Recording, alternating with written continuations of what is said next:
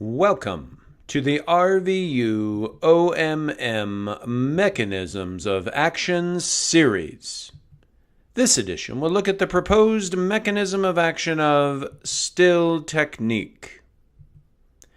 An understanding of myofascial and neurologic physiology is essential to understanding the proposed mechanism of action, so let's begin there.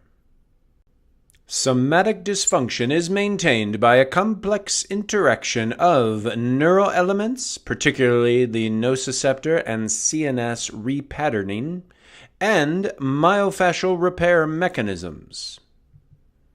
Connective tissue nociceptors respond to injury or trauma by sending signals to the spinal cord and brainstem interneurons. If the affected tissue involves muscles, additional sensory elements can be brought into play as a result of trauma, particularly the muscle spindles and the Golgi tendon organs, which send signals to the same interneurons receiving nociceptive feedback.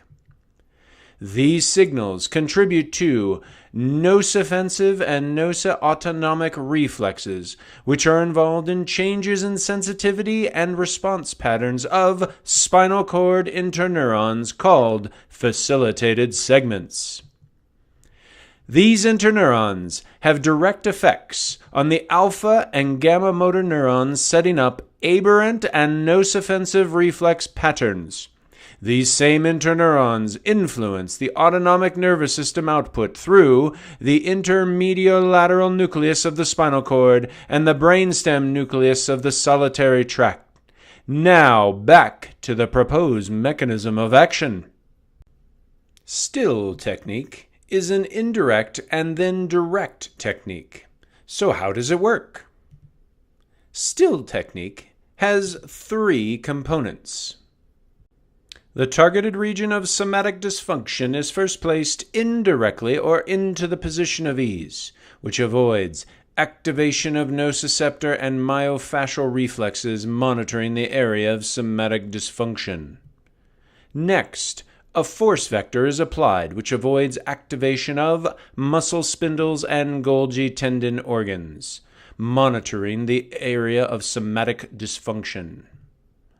Finally, the tissue is carried under acceleration through the restriction into direct positioning, which influences the involved interneuron to develop normal mapping of the range of motion for the involved tissue or joint, as well as stretch or tear inappropriately aligned connective tissue fibers.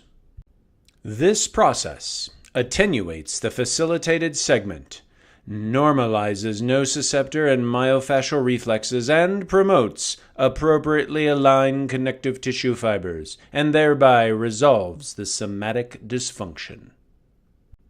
All right, so now you know how still technique works. And remember, as A.T. Still says, an osteopath reasons from his or her knowledge of anatomy and physiology. This has been an episode of the RVU OMM Mechanisms of Action series.